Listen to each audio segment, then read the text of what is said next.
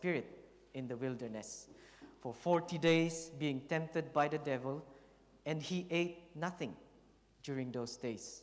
And when they had finished, he was hungry. And the devil said to him, "If you are the Son of God, tell the stone to become bread." And Jesus answered him, "It is written, man shall not live by bread alone." And he led him up and showed him all the kingdoms of the world in a moment of time. And the devil said to him, "I will give you all this dominion and its glory, for it has been handed over to me, and I give it to whomever I wish. Therefore, if you worship before me, it shall be yours." And Jesus answered and said to him, "It is written, you shall worship the Lord your God and serve him only." And he led him to Jerusalem and had him stand on a pinnacle of the temple and said to him, "If you are the Son of God, throw yourself down from here. For it is written, he will command his angels concerning you to guard you, and on their hands they will bear you up, lest you strike your foot against the stone." And Jesus answered and said to him, "It is said, you shall not put the Lord your God to the test." And when the devil had finished every temptation, he left him until an opportune time. Amen. Glory to God. We worship you and we adore you this day, Panginoon, and we give you glory for the words that you will again tell us in this worship service. May this event in Jesus' life be resounding and will be put into our hearts, O Lord, that we may learn from it and that we may give you glory more and more, O Lord, for the things that you have done here, O Lord. You have identified with us, O Lord, and you have said that you yourself will guide us through every temptation as well. And thank you for everything, O Lord, and we give you glory in Jesus' name. Amen. So this is a familiar event, as we all know, the temptation of Jesus. And if you've been a Christian for a while, and you know that this is written elsewhere as well in the Gospel, in Matthew chapter 4 as well, and in Mark.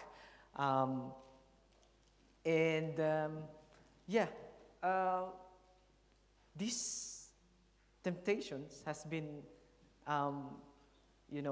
replied, or he combat it with the very words of God itself. And we know that Jesus Christ has been baptized prior to this, right? And we said before that this is the launching, this is the inauguration of his ministry. But after that, this occurred. Another important event prior to his ministry, right? And it happened to him for a reason.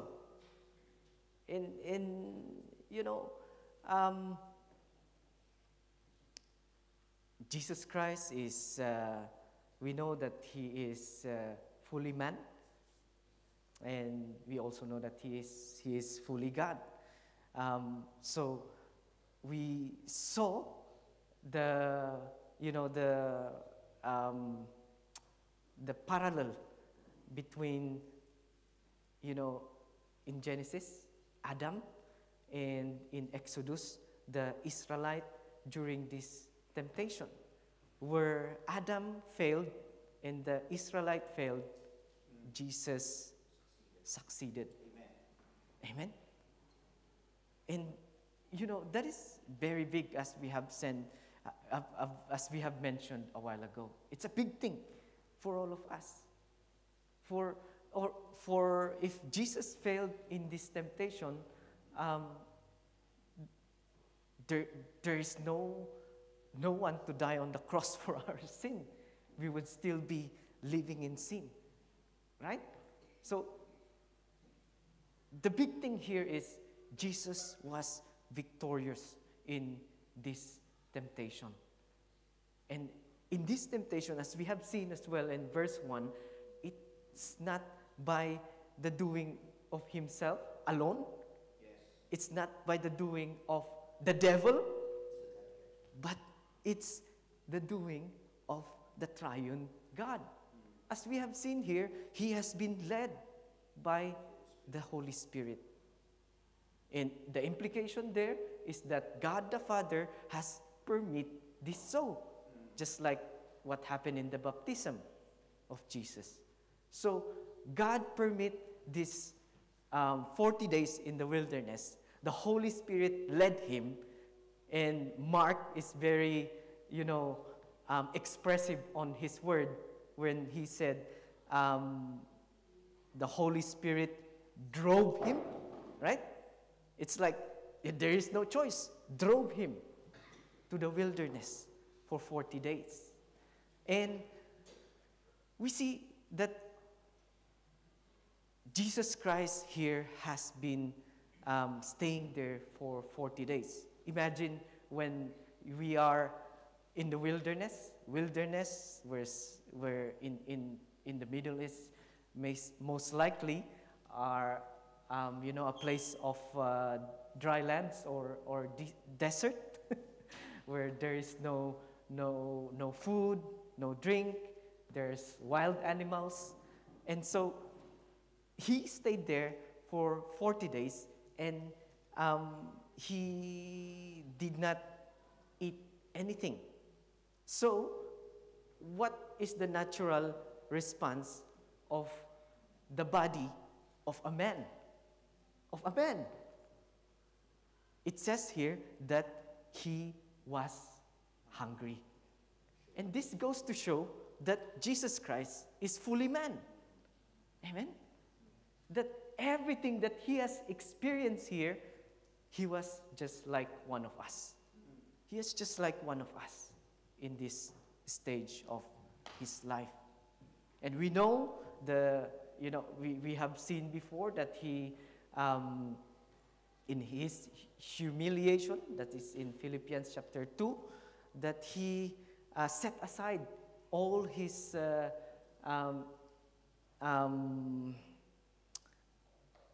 was this deed, godly privilege, something like that, the privilege of being God, and he relied on the permission of God the Father and the energizing of the Holy Spirit in his lifetime here on earth. So we can see that this temptation now, although it's unique to Jesus, in its category, there are how many temptations there? 3, right? First one is for food, second one is for dominion, and third one is, testing the Lord. In this temptation, although it's unique to Jesus, these are categorically temptations that are common to man. Yes. This can happen to each and every one of us. Amen? Do you agree on that? That when the devil tempted Jesus about, making this stone into bread, that is like saying, disobey the Lord. Right? Disobey the Lord. Just do it on your own accord. You are the Son of God and make this stone into bread. Right? It's like saying that do not trust the love of God. That's how we can approach this today, my brothers and sisters as well. Now, we have mentioned as well in our prayer that Jesus Christ has identified with us in this temptation, but we have learned this as well in his baptism, that Jesus Christ identified with sinners in his baptism when he said, permit it so to John the Baptist to fulfill all righteousness. He is wanting to identify with sinners, although he did not sin, right? In here, he is also wanting to identify in our weakness. Identify in our weakness, because we know, and from the Bible, that we are prone to these things, temptation, prone to wander, prone to leave the God we love, right? And Jesus, in his humanity, in his fully human, wants to identify in your weakness. And that makes you, that makes you just want to praise and break out in praise, because when that occurs, he became our high priest, right? He became our high priest, and he became our mediator between God and man. He is our mediator because he understands what you are going through, your weakness. Amen? He understands. He understands. That is why we always say that we in times that we are in probably in temptation or in trouble or having those circumstance, a very difficult situation in our lives, we are encouraged to go to Jesus. We are encouraged to pour out our hearts and pray to him instead of going elsewhere, right? Right? So that is how we can see this thing as well, that he identified in our weakness, became our mediator when he sacrificed himself on that cross. Now, we go to the first temptation. The devil said to him, "If you are the Son of God, tell this stone to become bread." Tell this stone to become bread. Now, the phrase, "if you are the Son of God," the best translation here in our modern language would have been, "since you are the Son of God." The devil knows that Jesus is the Son of God. We have also seen before that he has a right and orthodox theology. Yes, he knows. He knows. He is even better than the liberals, right? He knows the Son of God. That is why his statement is, since he knows that Jesus is the Son of God, are the Son of God, you are powerful, you can do all things, you can turn this stone into bread. Now, you might wonder, what is the temptation there? Brother, what is the temptation there? Because if I am hungry, then I can just eat food. That's not sinning, right? Where's the sin there? If I wanted to eat, then there's food. I will just grab the food. Maybe if you are fasting and you wanting to break your fast, then you have breakfast. Just breakfast. Then that's no sin there. There's no sin there, right? But we can see that the devil is actually, trying to break the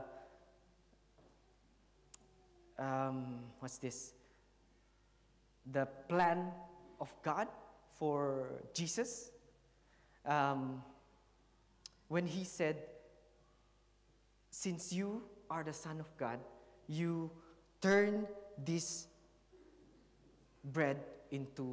this stone into bread, right? he is trying to say, oh, you are the Son of God. Don't, why are you experiencing hardship? You are born into a carpenter's family. You have lived a poor life, a hard life. Why don't you just, turn this stone into bread and, satisfy your flesh? Right? The devil is trying to say that you can do it on your own. The devil is breaking the unity of the Father, the Son, and the Holy Spirit in here. Did you notice that? That he is saying, you are the Son of God. You can do all things.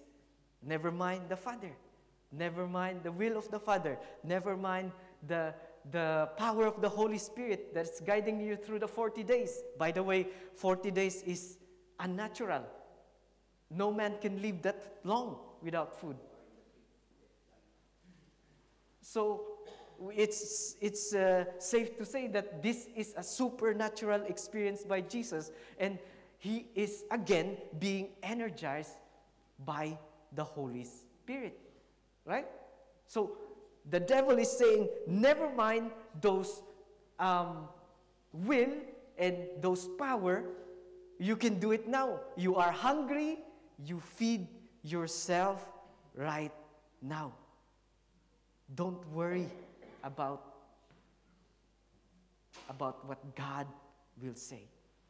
Don't worry. Is it this familiar to you? In Genesis, when the devil was tempting Eve, the fruit, don't worry, the fruit is good for food, right? The snake was saying that food that tree is good for you to eat. It's safe. It's safe. Don't worry about what the Father will tell you. And the devil is saying that you would disobey the Father's will. Now, what was the reply of Jesus? Very plain and simple. It is written, man shall not live by bread alone. And we can see this as well in Matthew chapter 4, when he added the statement, man shall not live by bread alone, but by every word that proceeds from the mouth of God. Amen? From the mouth of God. So, Jesus Christ, amazingly, did not, rejected the offer of the devil.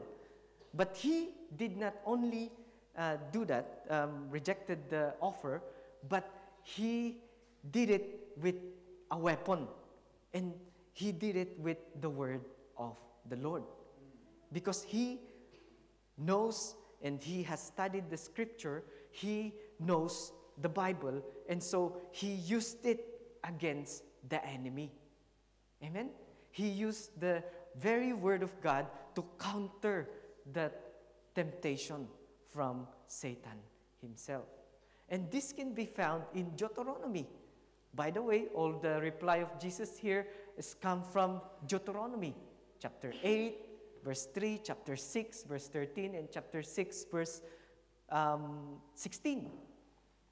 And Deuteronomy is the second law, right? This has been the words that has been reiterated to the people of Israel before they cross the Jordan River, right? So these are just reiteration and remembering of the blessing of God, of what God has done for them in the 40 years of life in the wilderness. This is it's just a reiteration of the law, the Mosaic law. Amen?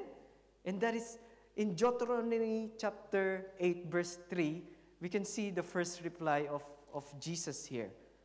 If we read in Deuteronomy chapter 8, verse 3, He humbled you and let you be hungry and fed you with manna, which you did not know, nor did your father know, that He might make you know that man does not live by bread alone, but by everything that proceeds from the mouth of God. When I was reading this can easily be, said in short term, man does not live apart from God. Can you see that? Man does not live apart from the sustaining, providing, and the permission of the Lord. Amen. If the Lord doesn't want you to exist anymore, you are gone, right? It's up to the Lord. It's not up to you. Man does not live apart from the Lord. Now, this is what is happening here.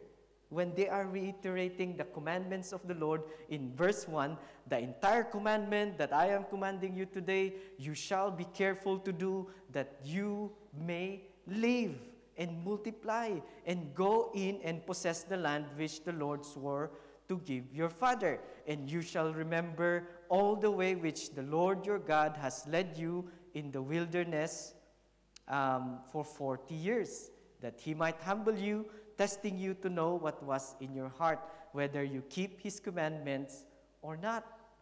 So what is the writer of Deuteronomy saying here? If you obey the commandment of the Lord, the entire commandment of the Lord, you need to obey, that you may live. Amen? That you may live.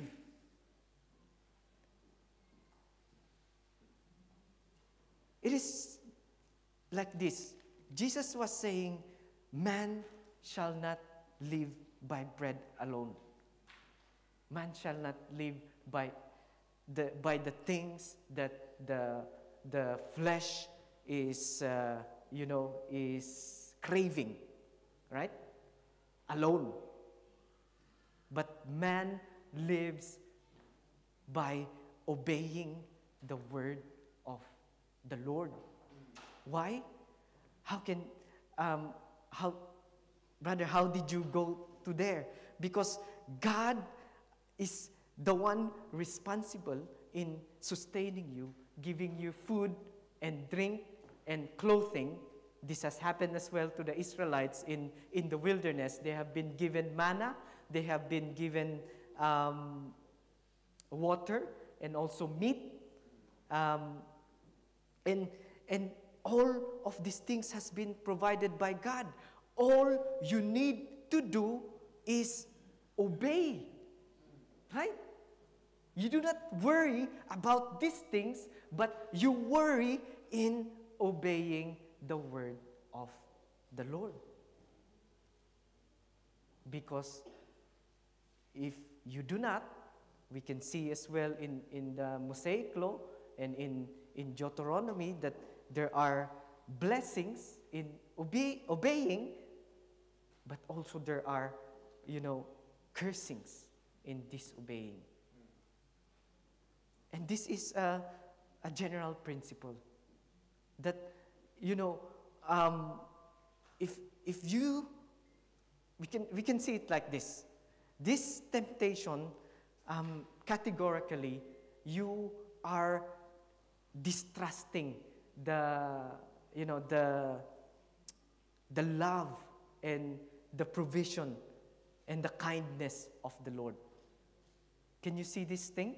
You are distrusting the love and the provision and the kindness of the Lord. When you grab a hold of this temptation, you are but saying, oh no, I'm all right on my own accord. I can just do what I want to do.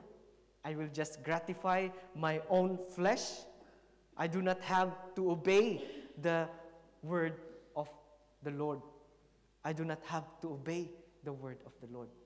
then when you grab a hold of that, then what you would expect to happen to you, and this is in Romans, would be death. The wages of sin is death. Right? That is why Jesus Christ was countering this temptation by saying, man does not live by bread alone, but by every word that proceeds from the mouth of God. God sustains, God provides, and God permits for our every need. Just like what He is doing to the birds, what He is doing to the plants. He is dressing them and He is feeding them. Right? What you need to worry now is Matthew 6:33, to seek first the kingdom of God and His righteousness. Amen? So, as I have said, this is temptation that is common to men. Right? When you decide to fulfill and gratify the desires of your flesh, you are but saying, no, Lord, I disobey you. No, Lord, I reject your love to me. No, Lord, I reject your provision to me. I only trust in myself. I only trust in what other people is saying about my health, about my life, about my provision. Right? This is what is happening when you subject yourself to this temptation. But as I've said,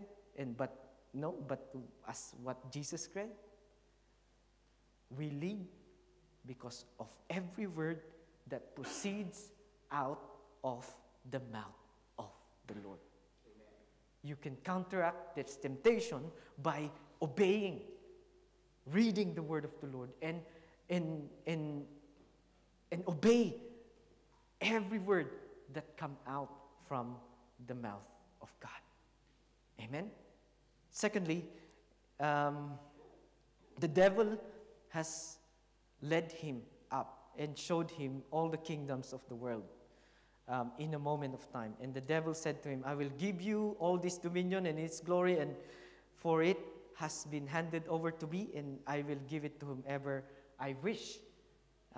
Therefore, if you worship before me, it shall be all yours. Right? So now the devil is saying, okay, I'll take you to this mountain. In a moment of time, I don't know how they were able to see all the kingdoms of the world. Maybe it's a vision, or they went to a very top mountain where they can see the Roman Empire and the Egyptian Empire. And the devil was saying, this will all be yours only if you worship me. Imagine if Jesus Christ grabbed a hold of that temptation. Then Satan would have been, successful from what he had desired from the very beginning, which is to take the throne of God, right? The second person of the Godhead, the Son of God, the Son will worship Satan. Then that means that all of the Godhead will worship Satan, and he won. So Jesus Christ, again, in his full of the Spirit and full of the Word, he said, it is written, you shall worship the Lord your God and serve him only. Amen. And that is what we need to remember as well. This is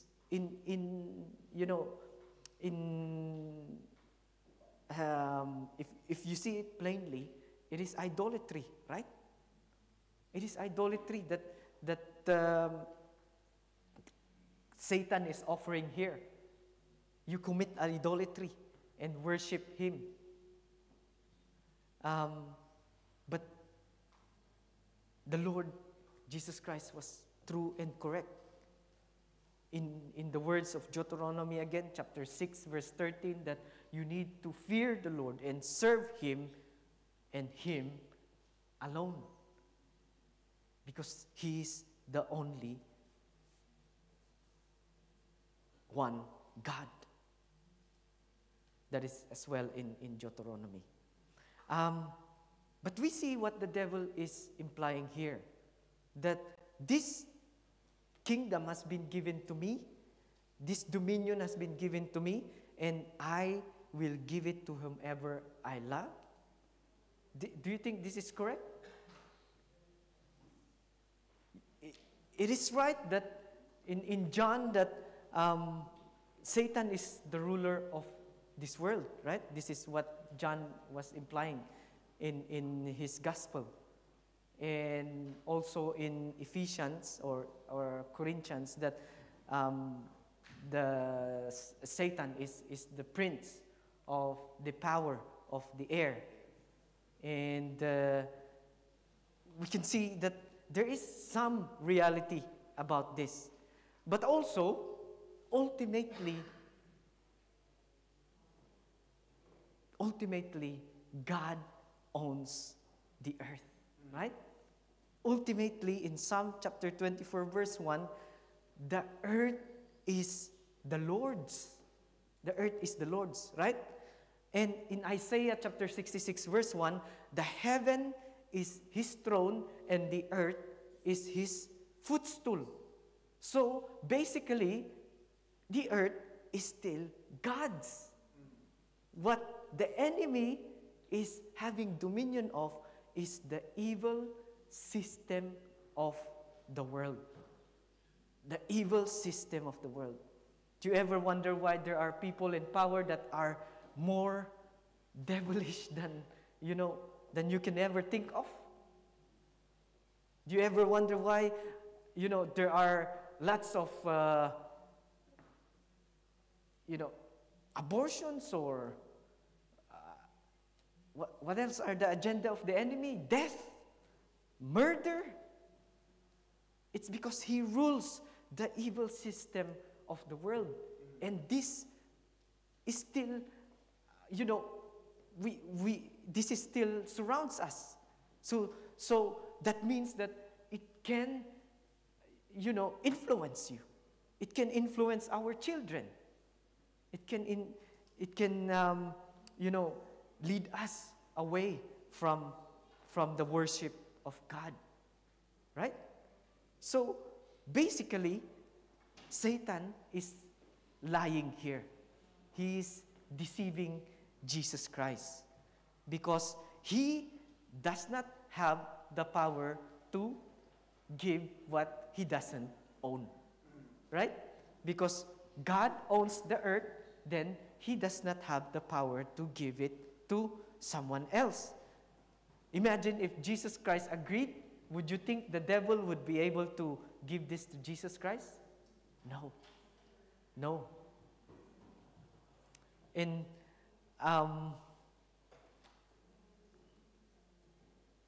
this has been promised to Jesus Christ as well. In Psalms chapter 2, verse 8 to 11, God has promised dominion to his Son. But the enemy was just saying that chapter 2, verse 8 to 11 is a messianic psalm. So this dominion on earth has been promised to the Son. But what the devil is doing here is to halt the plan of God by taking a shortcut. Right? You can be worshipped now. You can be adored now. Just worship me. That is what Satan is doing here. He's taking a shortcut. You don't have to undergo the suffering in this wilderness.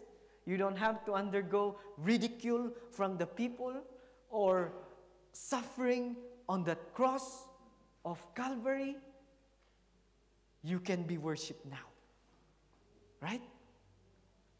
But the plan of God here, as we know, in our reading of the Bible, is Jesus Christ goes from suffering into glory. Suffering into glory. That's the plan of God. That's the plan of God to accomplish our salvation. So meaning to say, categorically again, that this temptation tempt you to distrust the plan of God in your life. To distrust the plan of God by taking shortcuts. Do you ever experience that in your workplace when people are taking shortcuts so that the project will be made, but then the project is low class? It's not high quality because people are just pouring low quality cement or something like that. Or in the medical field, they are not doing the proper, assessment, something like that. So what the devil is saying here is that you don't have to suffer. You can end your suffering right now. Just go away from God. You hear people may say, "Oh, is this Christianity? I thought it's full of happiness, masayang tunay. Why am I experiencing this and that?" It's like one after the other. Well, that is the perfect opportunity for the devil to say, just leave the church and worship me, right? Just go away from worshiping the God that you are worshiping now and worship me. Take the shortcut and this suffering now. Isn't it? This can happen to all of us. This can happen. This temptation, we can distrust the plan of God in our life. Right? So, there are many things that we may be experiencing. I don't know what your situations are right now. But, there is, James is saying that there is joy in suffering, right? Count it all joy when you go into various trials, right? In Isaiah as well, in the sense that your strength is renewed as we wait upon the Lord, right? Amen. Your strength is renewed. James as well said that there will be perseverance, there will be endurance, there will be refining of your faith.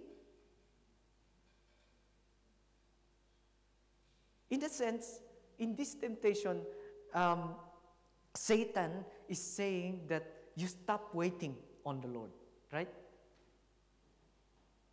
Stop waiting upon the plan of the Lord. Because whether we like it or not, we are still waiting. We are waiting. Amen? In a way. We are continuously having faith and hope in the return of Christ, right? When we will be again in His presence, in our glorified state. There is waiting. And in that waiting, what will you do?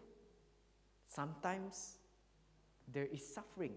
Sometimes it is hard. It will squeeze all the strength of your body and even your mind and your emotions. There is, testing in our waiting. But also there are joy. There are happiness from time to time. But we are talking about suffering. What will you do? Would you say, enough is enough? I will go and worship elsewhere. No, right? You should say, I will worship the Lord, your God, and serve Him only. Amen? I will worship the Lord my God and serve Him only. Next and last temptation, and he led him to Jerusalem and had him stand on the pinnacle of the temple and said to him, "If you are the Son of God, throw yourself down from here. For it is written, He will command His angels concerning you to guard you. On their hands they will bear you up, lest you strike your foot against a stone." And what was the reply? "It is said that you shall not put the Lord your God to the test." What is happening here? The devil has seen that Jesus Christ is quoting scripture after scripture, and then the devil decided to quote scripture as well, right? Okay, since you trust the love of God, and you trust the plan of God, then come to the top of the temple and throw yourself. Why? Why do I need to throw myself? Because it is written. It is in the Word of God. You are using the Word of God. I will use the Word of God as well. Right? It is written. Angels will guard you, and their hands, they will bear you up, lest you strike your foot against the stone. This is found in Psalm 91, chapter 11 and 12. Psalm 91, chapter 11 and 12. Yes, it is in the scripture, right? The devil is right. It's in the scripture. What was the reply of Jesus Christ? You shall not put God to the test. This is in Deuteronomy chapter 6, verse 16. Okay? This is in Deuteronomy chapter 6, verse 16. If we go there again quickly, what was said there? You shall put the Lord your God, you shall not put the Lord your God to the test, as you tested him at Massah. What happened in Massah? This is when people are grumbling and complaining because they do not have any drink. They were thirsty. This is found in Exodus chapter 17, verse 7. And they say, "Give me a drink." Give us something to drink. Right? This was the demand of the people. And then after that, they were complaining and saying, "It is better that we were just in Egypt, that we have this kind of things and luxury, and even though they are in slavery, we are eating and drinking." And so this is what is reminded to us here in Deuteronomy chapter 6, verse 16. Do not put the Lord your God to the test, as these people are grumbling and complaining in the wilderness. Right? Now, how can we relate this to that temptation? Now, this is what is happening here again, to relate it to us in the temptation that is common to us. The devil can tempt you to presume, right? To presume on the grace of God, to presume on the mercy of God, and to presume on the very word of God itself. And that is why this is what he did to Jesus Christ. This is what it says in the Bible. This is what it says in the scripture. Why don't you do it? Why don't you do it? But the devil is actually took this out of context, right? It's way advanced. It's not the right timeline, kung baga. It's not in the right timeline, right? So the devil is saying, he is actually twisting the word of the Lord. He is taking the word of the Lord out of context. You know, this is probably the greatest weapon of the enemy throughout history, right?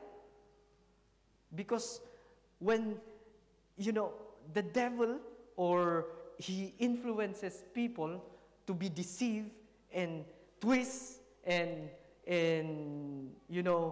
um, take the Word of God out of context, then lots of heresy springs out of that.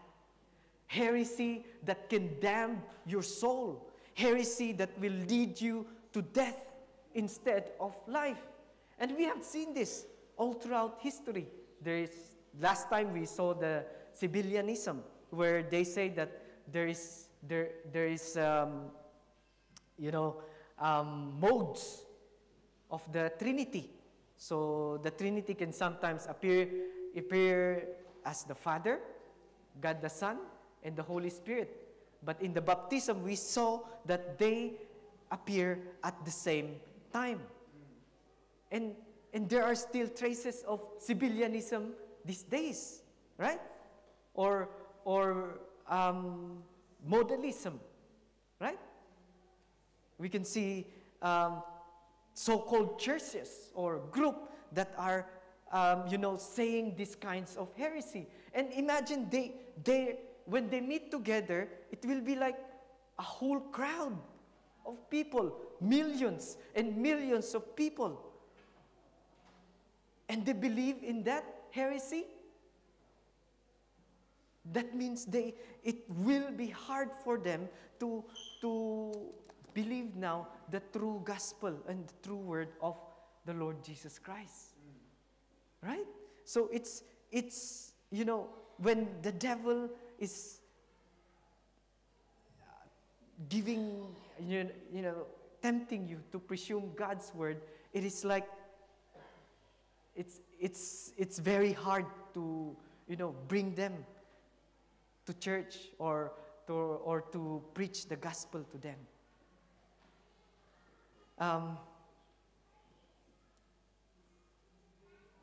What are the situations where we presume God's word or God's grace?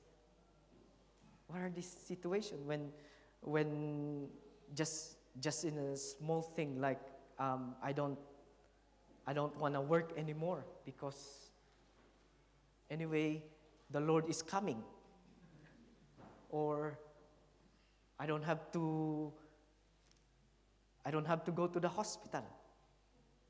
Anyway, I have faith. Or,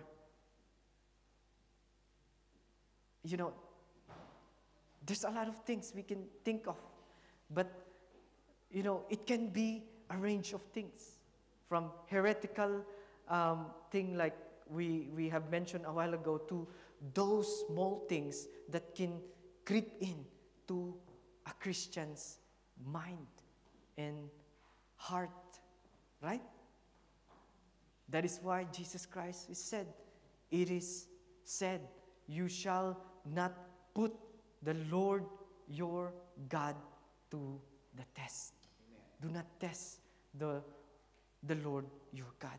Do not presume on the grace of God. Do not presume on the mercy or on the word of the Lord himself. Right? That is why what shall we do? We need to be inclined to the word of God, because people are being deceived. People will come to you and have their own version of their Bible. Right? People will come to you and say, I will heal your sickness. I will just put yourself there on the grave of someone else, and then you will absorb their power. There are a lot of things that people makes up during these days, and it is laughable from time to time, but people are being deceived. It is the scheme of Satan. It is the scheme of Satan. But how will you know that this is a scheme of Satan if you are not reading the Word of God? If you are not inclined to the Word of God. We need to read our Bible and grow in it. We need to know the foundations. Amen? Otherwise, people will deceive you, even though you're a Christian. You say that you're a Christian, but they will knock on your door and say things over and over again, and you will question your faith. So that's why do not presume on the Word of God. Do not presume on the grace of God. So, those are the temptations. Do not distrust God's love, distrust God's plan, and presume on God's love, God's word. When the devil had finished every temptation, he left him again until the opportune time. So the devil left. And we can learn something here. Resist the devil, and he will flee from you. Resist the devil, and he will flee from you. If you do this over and over again, if you are, truly in the Word of God, counteracting every temptation of the Word of God, that is how you can resist the devil. That is why it is good that we are studying this, and we are, seeing what the response of Jesus is. But as we have said as well in the beginning, we are prone to temptation. We are weak. But praise be to God that there is someone who identified with us, who became our high priest, our mediator. That we can always go and ask him to help us through these temptations. Amen. All glory to God.